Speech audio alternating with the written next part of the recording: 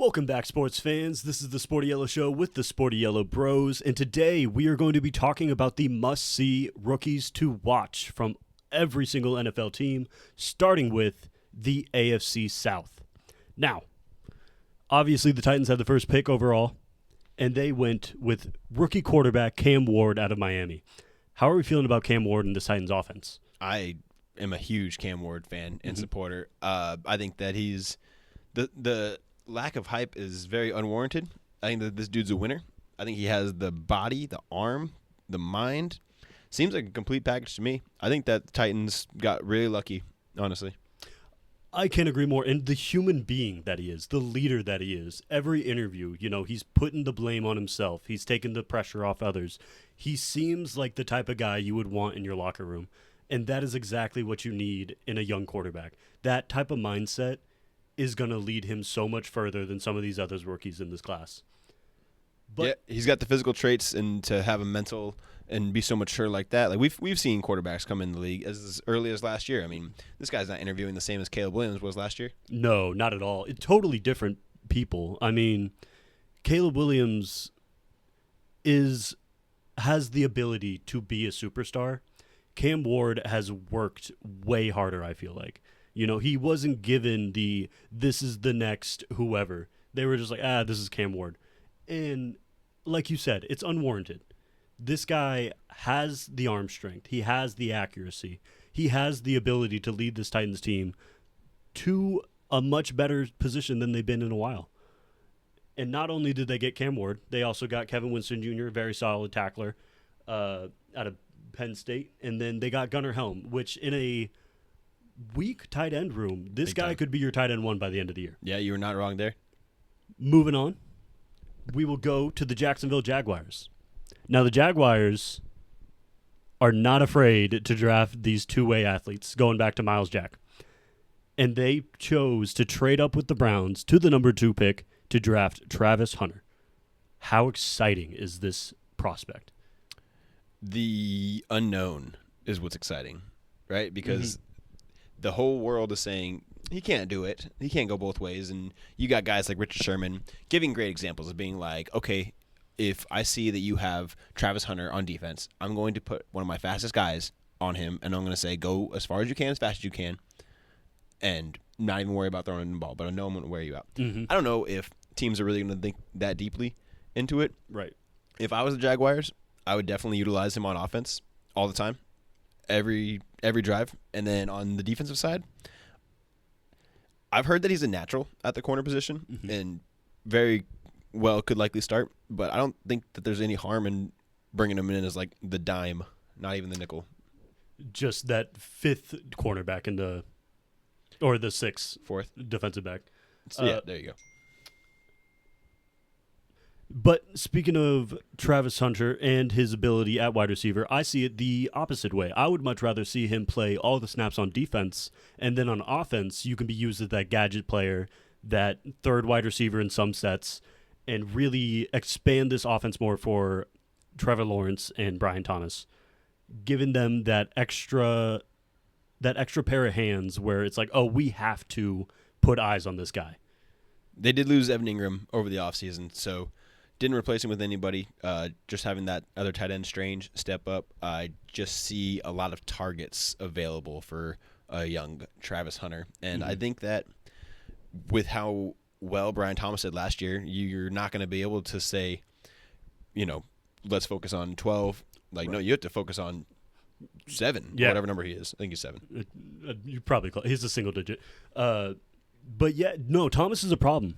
He is a real problem, and it's going to open up opportunities for Travis Hunter because if you're looking at it from a man perspective, you want your best man corner on their best receiver, and that right now is Brian Thomas. So if you got the number 2 corner on Travis Hunter, he's going to cause some problems.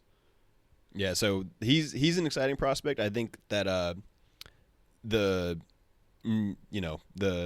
majority of the league, majority of the fans, I should say, are going to just doubt his durability. But the kid's he's done it. Yeah, he's proven that he could do it. No one's proven they can do it throughout an NFL season, right?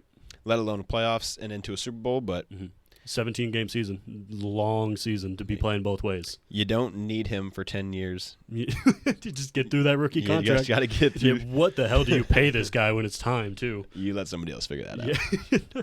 But not only did they get Travis Hunter, they got Bashal Tutin, who's been very, very impressive in the preseason, and Jack Kaiser, the linebacker for Notre Dame, who's sideline to sideline, consistent, very, very nice addition to that defense. Jack Kaiser is probably going to step right into a starting role, and if not, then he has two really good linebackers to learn behind while he pursues that third role. Who knows what their long-term plans are with those linebackers, but you're right.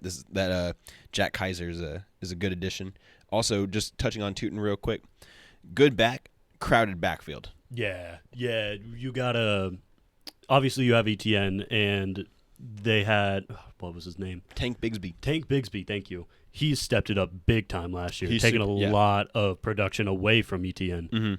ETN finished as the number 3 running back 2 years ago in some stat. I don't know what stat it was, but he was up there. I believe you. And fell off big time last year. And like you said, Bigsby had a great year. They bring in this Tutin guy. I have heard that the GM called this like one of our guys, like a must-have. Hell yeah, you love to hear that, right? So, not expecting a lot of production out of the kid, but somebody to keep your eye on for sure. Great running back class, absolutely. Yeah. Moving on to the Colts. The Colts had their. They did not have their pick of the litter when it came to tight ends, but they got the best tight end. They got without a doubt. Imagine sitting there at 10 and thinking, oh, we have every tight end at our disposal, and going with Colston Loveland over Tyler Warren. Silly. Wrong choice. Tyler Warren is the man. This guy lines up under center. He takes snaps out of the backfield. He gets those short yards. He blocks. He catches. What is there that Tyler Warren can't do? The answer is nothing. Yeah, good point. I mean, I know they were talking about Tyler Warren being a higher pick than top 10 even.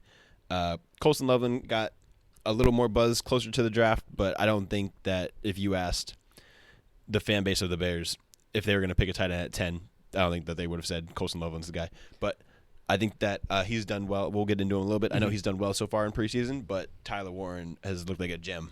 Absolutely. Absolutely steal. And not only Tyler Warren, but JT Tuimoloau.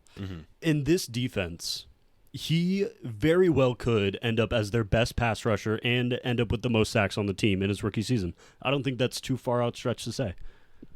Yeah, it's just about getting playing time as a rookie on the defensive line.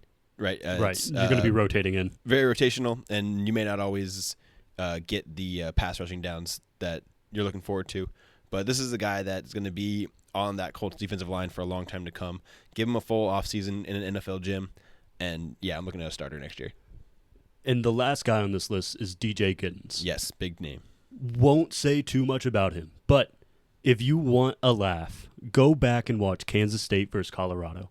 He embarrassed Shiloh Sanders all 4 quarters of the game. Dang. Shiloh got frustrated halfway through, tried to hit him with his hardest shots. Giddens just shoved him to the ground. It was one of the most entertaining films that I've seen while doing research for this project. DJ Giddens is fun. He's big. He's shifty. Shifty. That's the word I was going to use. And just, yeah, he's going to go get those short yards that you need in the Colts offense when you don't want JT to go get them. Moving on. Yeah, let's talk about the Houston Texans. They brought in Jaden Higgins, Jalen Noel, and Woody Marks, along with others. Jaden Higgins and Jalen Noel both went to Iowa State. That's huge. They played 2 different roles. Jaden Higgins was that go up and get it guy. I mean, they're 2 different complete sizes, right? I mean, one guy's like 6'4". Yep, that would be Jaden. Higgins is that jump ball go-getter. You know, he doesn't have a crazy route tree. He pretty much just runs go balls, hitches, and slants. Not too much other than that. And then Jalen Noel is a sneaky slot receiver. Just a really good replacement for Tank Dell while he's injured. Not only that, did you see, breaking news, John Mechie was traded? Yes, he was, to the Eagles for a defensive tackle. I forget for who and for where, but I remember seeing that and knowing that we were going to go over the Iowa State wide receivers and being like, that wide receiver room just got a little more empty. Yeah, a little less crowded. They did bring in Christian Kirk, and like you said, they got Tank Dell and one of the best receivers in the league, Nico Collins. So the man. C.J. Stroud is not starving for receivers, and that's a good thing. He's starving for offensive linemen, which they did address in the second round. We didn't highlight a whole bunch of offensive linemen, as we love the trenches. Go ahead and pronounce that name for me. That is Ariante Irsay. Yeah. Out of Minnesota? Yeah. Ariante. Big boy. We love the trenches. We love the big boys. You cannot win Super Bowls without an offensive line. The Eagles just proved it, and the Kansas City Chiefs just showed you why you need an offensive line. But they're not the most exciting prospects. You're not watching an offensive lineman when you're watching football. As much as we would like to say we are, we're not. Unless you're nerds like us. Yeah. Woody Marks, though, has been doing it all in preseason, and that's why I wanted to highlight him on this list. He has been very, very effective in the preseason, and with Joe Mixon going down and the injury concerns surrounding Nick Chubb, this guy, he's not the fastest, he's not the strongest, he's not the best at any one particular thing, but just a solid running back to have in your RB room. Something real quick to mention on Joe Mixon. I followed this doctor on Twitter, and he said that Joe Mixon's injury is highly likely to be re-injured in the season. There you go. Based Breaking off news. history. So Don't draft him in fantasy. Unless you draft with us, then definitely draft him. Tune in next week. But let's move on from the Texans, and let's go to the AFC North. Now, this draft with the Browns was very, very interesting. I like what they did, don't get me wrong. Mason Graham could very easily be up there on these rookies to watch. He's a solid defensive tackle. But we wanted to highlight Carson Schlesinger, Dylan Sampson, and Shedeur Sanders. Yep. Schlesinger was a walk-on at UCLA, worked his way up the program, and then ends up leading the college football standings in tackles his senior year. Fantastic linebacker. And when you look at him play in preseason, he's all over the field, always getting to the ball somehow, some way. You love to see that from a linebacker. This dude's going to be a starter. Absolutely. Week 1. He's going to be a star. Yeah. No, this guy is going to come in to a gritty type of defensive team in the Cleveland Browns where you got to play hard against teams like the Steelers, the Ravens, the Bengals, cold weather games. Mm-hmm. I'm looking at the draft picks right now, and combining their running backs, I see like 5 starters at least, right? Mason Graham, Carson Schlesinger, Judkins plus Sampson, run back 1A, 1B. Only problem with Judkins right now is he had those, the speeding. I don't remember if he crashed a car or whatever. He had some kind of trouble in the offseason. He hasn't gotten his rookie contract signed to this day. Mm-hmm. We need to get that done. Dylan Sampson's in there. He's getting reps. It's odd. What are we doing? I don't know, honestly. It's odd. I would have first. I mean, yeah, dude. I don't know what to say. I don't know why he's not signed. I'm not really sure what's going on here. I know that maybe the Browns were like, we're going to draft 2 guys that we're not sure about and 2 guys we're certainly sure about, but they're going to be the same positions. So let's get 2 quarterbacks, and we'll get 2 running backs. And if one just so happens to outplay the other, we just won't sign the other. There you go. And they're on rookie contract, so they're not eating up that, the cap space. Yeah, but Judkins is like one of those dudes who was ready to be RB1 coming out the 8. Yeah. It hasn't come together. You're not getting the snaps in preseason like Sampson is. And Sampson is nothing to sneeze at. No, he's been playing well. He's not like the most explosive. He did have like 22 touchdowns his senior year, which crazy.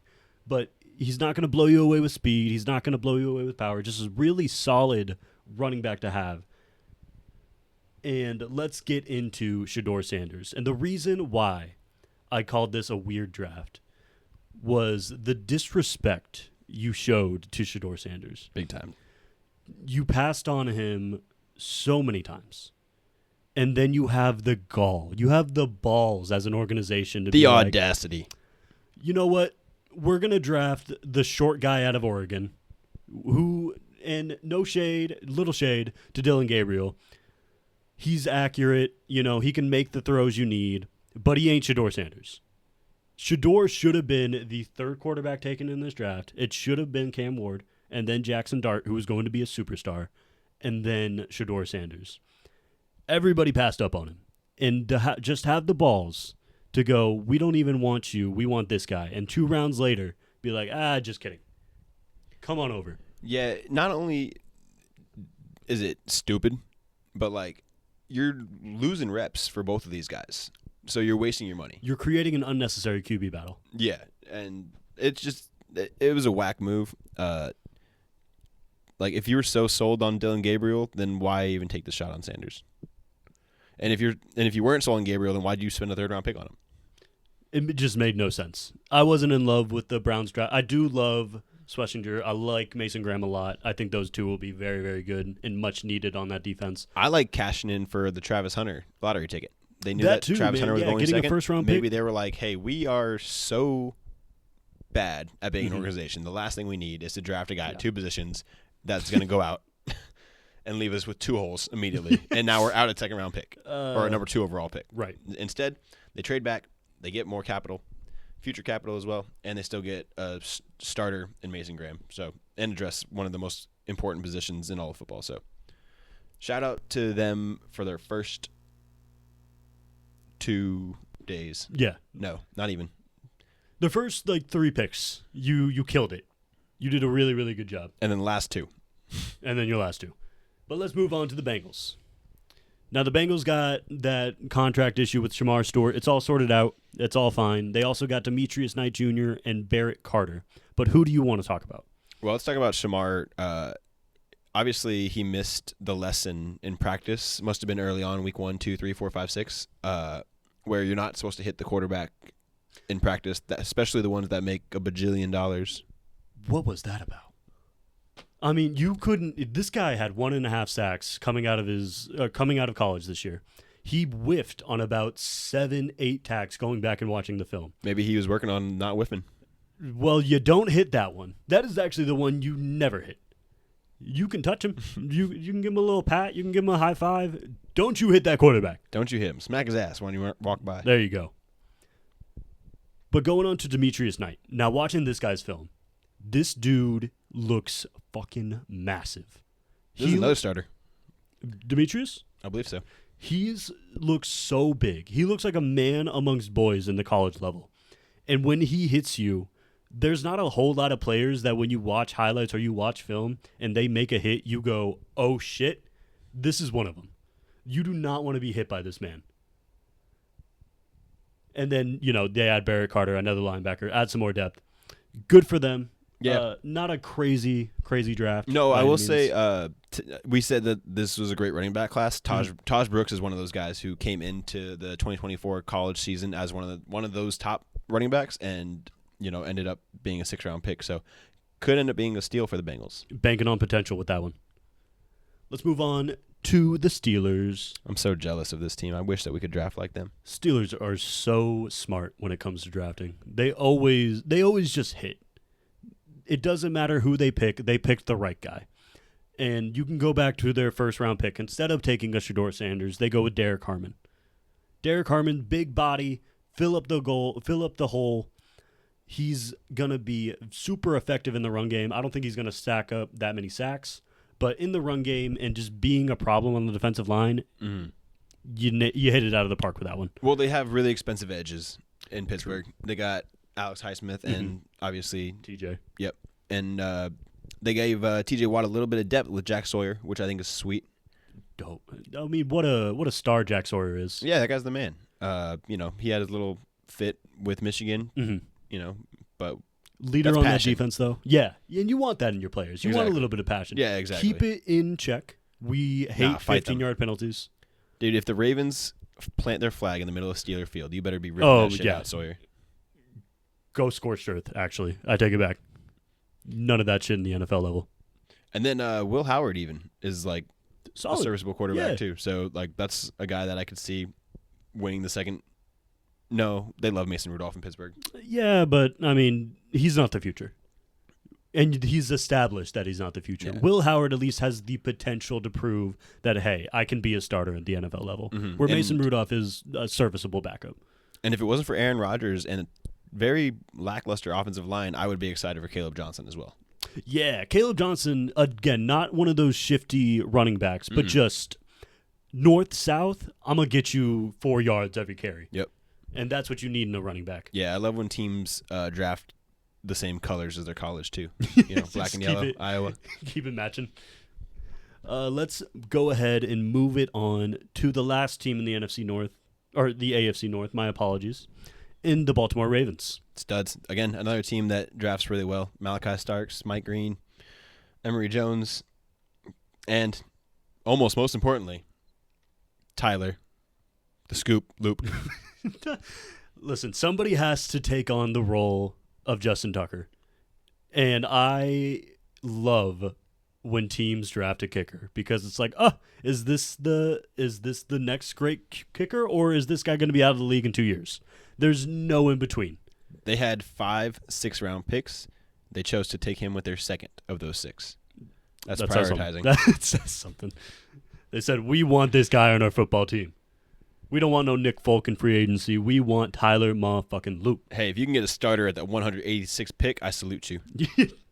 Goddamn did it. I want to talk about Mike Green real quick.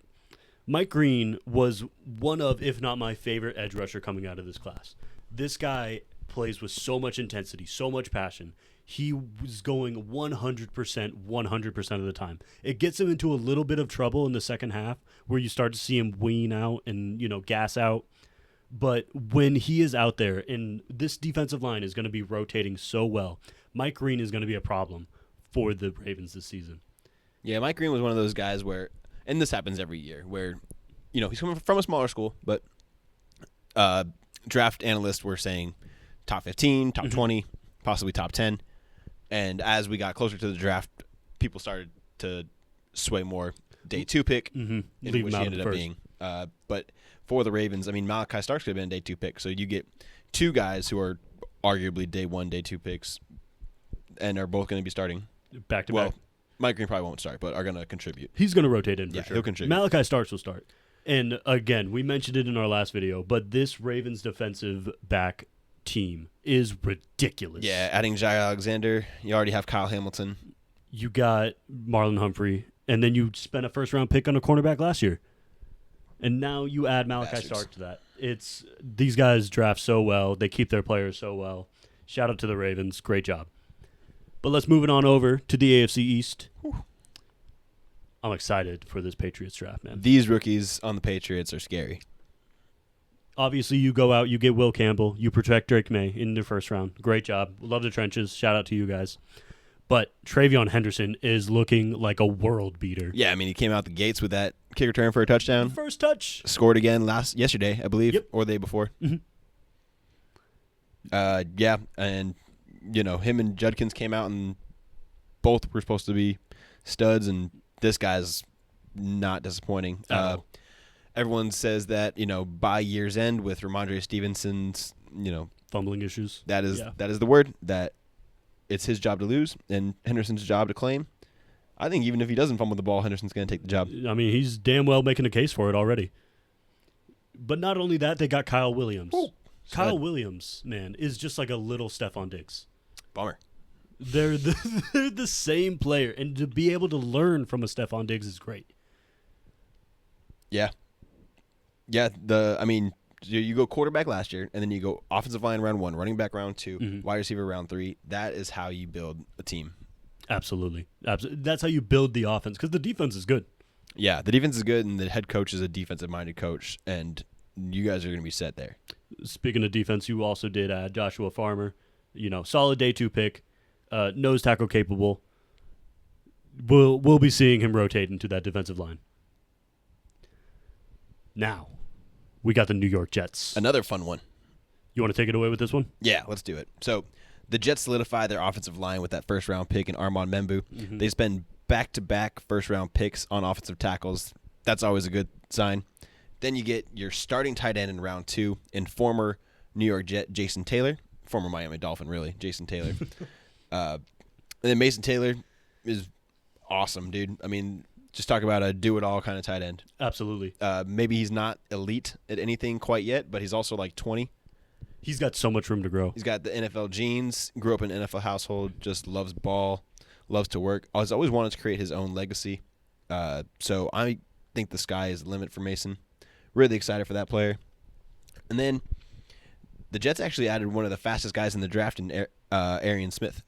Yes, they did. 4-2 out of the Georgia. Wide receiver position. Mm-hmm.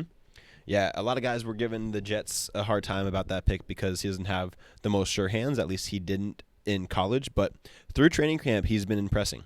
He's been turning heads a lot. I've been seeing him go against some bigger defenders and coming down with the ball, catching it with 2 hands. Good. So very exciting stuff. Good young pieces to add to this Jets team. Perfect pieces for a Justin Fields tailored offense. Yes. You need a tight end upgrade. You got that because the tight ends that have been in the room aren't looking too great. Mm-hmm. Solidify the offensive line, so now you can not only protect the quarterback while he's passing it, but the run game is going to get out of this world. It's going to be explosive. Oh, yeah. The Jets are going to run the ball. The Jets are going to have the best running game in the NFL next year. Yep. Or this year. And they're truly not keeping it a secret either, that we are going to run the ball a lot. I also love that Malachi Moore pick. He's going to start at safety day one, and you got him in the 4th round? I don't know if he'll be starting. He's actually injured right now. That is unfortunate. I didn't realize that. Sorry, Malachi. Get better. Yeah. No, I don't know if he'll be starting anyways. Andre Sisco is going to start. There's a couple other veterans that are fighting for that second spot at the safety position, but it's definitely a long-term opening spot for sure. Love it. Let's go ahead and move on to the Miami Dolphins. Dolphins start the draft getting Kenneth Grant. Dang it. Just Stud, so dude. solid. Man, that Michigan defensive line is a problem. Was a problem. Now they're all gone. But yeah, Kenneth Grant is so solid, especially in the run. Yeah, so you lose Christian Wilkins, and then you immediately replace him with a Kenneth Grant. A better Christian Wilkins. Yeah. Just that's a lot of fun. Something to look forward to as a Dolphins fan. You also got Jordan Phillips. Jordan Phillips is a little undersized for this position, but he just turned 21, so he's going to be fine. He's still growing. And not only that, but Jason Marshall Jr. from Florida. This was a guy who was highly touted out of high school, and you are just completely banking on potential when it comes to him. This guy was supposed to be a first-round pick 2 or 3 years ago, and it just didn't quite live up to it at Florida, but you needed a replacement for Jalen Ramsey, you might have gotten it. On top of that, they also got Ollie Gordon, so another running back who came into the 2024 college season as one of the highly touted running backs who ended up falling to the 6th round, just like Taj Brooks. So another dude who could be a real steal for this Dolphins team. And then in the 7th round, they get Quinn Ewers. So you want to talk about a veteran quarterback who's been around? Okay, not a lover. Not a lot of love for Quinn Ewers. I think that for a 3rd-string quarterback, you can do a hell of a lot worse. 3rd string, there you go. Right where you belong. Yeah, exactly. Do not touch the field. But what's cool about Ewers is the amount of reps he's gotten. And what I can't stand is when I see these dudes that get drafted with one season under under the belt. Yeah, exactly. That never ends up panning out for them. So just look at Anthony Richardson. So the Dolphins didn't do themselves any harm on day 3 of the draft. Let's go ahead and move it on to the Buffalo Bills. Buffalo Bills started their draft with Maxwell Hairston. Hairston, to me, he's a really, really good corner. But if you need him to make a tackle, it's just not going to happen. This guy is, 6 feet, 185 pounds soaking wet. If you need him to get down and dirty, it's just probably not going to happen. Doesn't sound like a bill to me. But they also went out and got themselves TJ Sanders, who is a problem in the run game. Love that pick. That feels like a Bills pick. And not only that, they got Landon Jackson. Landon Jackson. That's the guy. Yes. You want to talk about Landon? You go ahead. Landon Jackson was that guy that you have seen on Instagram clips or TikTok clips, whatever the hell. He's the man with alopecia who looked like a stick at one point. And he was throwing hissy little sidearms to these dummies. And now, over the 3 years at Arkansas, this boy has gotten built. Boy ate some cornbread. Way better now. So strong. So his frame is way better filled out. And he increased his production pretty much every single year, which is exactly what you want from your edge rusher. Yeah, he's scary looking. He just looks like an albino. I know he's not, but he feels like one. I love that pick for the Bills. But let's go ahead and move it on to our last AFC division. Let's start with the Raiders. And possible Rookie of the Year. Possible Rookie of the Year for sure. Ashton Genty looked like the best player in college football last year. I know Travis Hunter got the Heisman, but the Heisman shouldn't go to the player with the most snaps. It should go to the most talented player who had the biggest impact on their team. And that player was Ashton Genty. Ashton Genty is hard to take down. He delivers the hits. He doesn't take hits. He can catch out of the backfield. He can do anything you need him to do as a running back. And the Raiders believed in that so strongly that they took him with the 5th overall pick. And I know that we ourselves are not big fans of running backs getting taken that highly. But when you got a guy like this, when you have the Saquon Barkleys of the world, you go out and you go get them. You go at them and you keep them. You do not let them go to your division rivals. Otherwise, they will win the Super Bowl in your face. Ashton Jeanty is the man. Yeah, Ashton Jeanty is the man. He's going to be the identity of that Raiders team going forward. You bring in guys like Geno Smith, and that's not going to turn your franchise around, right? It's the step in the right direction for sure. For sure. Especially coming off Aiden O'Connell last year. Mm-hmm. But this is the dude who you're like, we're selling jerseys. Yes. We're putting people in the stands for this kid right here. We are going to build around him. Don't be surprised to see the Raiders heavily invest in offensive line going forward. I also liked Darian Porter, lengthy cornerback coming out of college. He's really, really fast, played a lot of zone, but I think he's capable of turning it around in man. And then Dante Thornton Jr., who I am more excited to talk about. Mm-hmm. This is a go-get-'em type of receiver. Geno's just going to let it air out. You go down the field, you go get that ball. Sideline.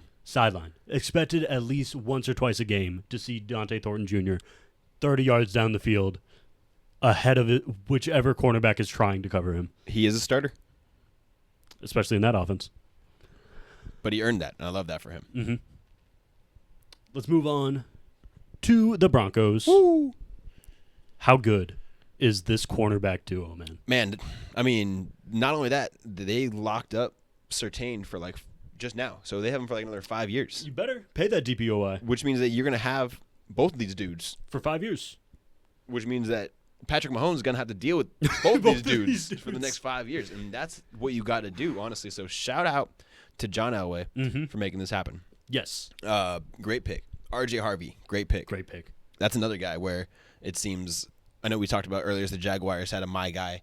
RJ Harvey was Sean Payton kind of my guy. And in my opinion, if Sean Payton's drafting a running back in the second round and calling him that, so am I. You're going to start.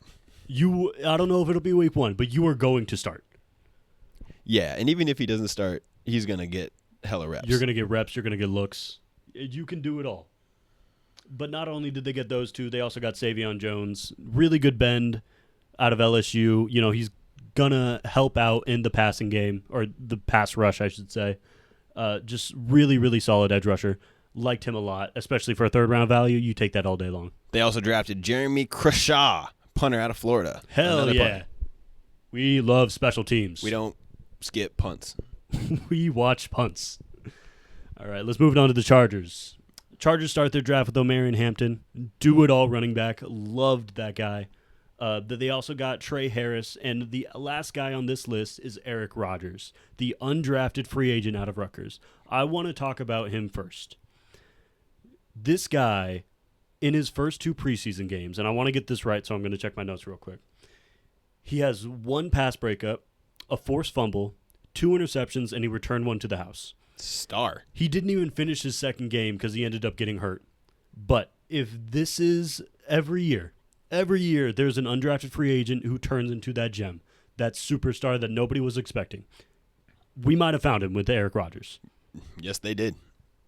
Yeah, I mean, like you said, all of those playmaking type plays in a preseason game where you're not even playing all 4 quarters, super impressive. I've yet to hear about that dude. I was watching the Chargers game, and I was watching him get those interceptions. I didn't hear that he got hurt, so that's sad news for me. I hope he's okay. But Omarion Hampton with Najee Harris, RB1A, RB1B. Mm-hmm. That's how I see it. That's how you should be using them, too. Keep them both. Extend that longevity as long as you can. Oh, yeah. Totally, for both of them. And then also Trey Harris is a sweet pick. Yeah. Second round's pretty rich, only because I'm trying to think of how crowded that wide receiver room is, because they still have Quentin Johnston on the team. They got Quentin Johnson, they got Ladd McConkey, and they got Keenan Allen. So there's 3 guys that he's got to beat out. I think he can beat out. You can beat out Quentin Johnson for sure. Yeah. What are they going to do about him? He's going to have to just cut him. Just accept the fact that you failed. You made a bad pick on that one. I mean, coming out of college, there was a lot of hype around him at TCU, I believe.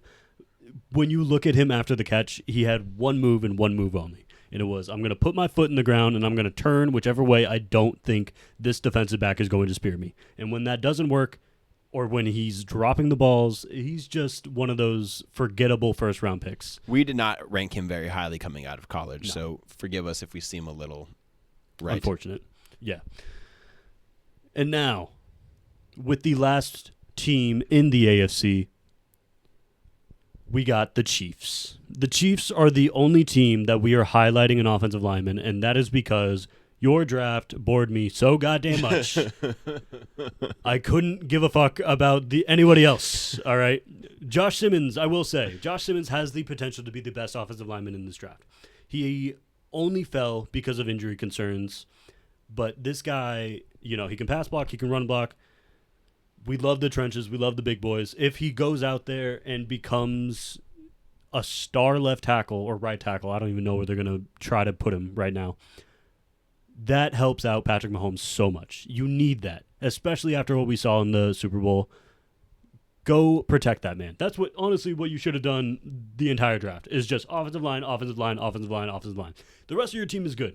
Omar Norland sucks in the run game. Not going to lie. He's not good against the run. In the pass game, learning behind Chris Jones, going to be a monster. Little Rich in the second round. He had day 3, maybe late round 3 pick written all over him. If you can't stop the run, that's a problem, especially at the defensive tackle position.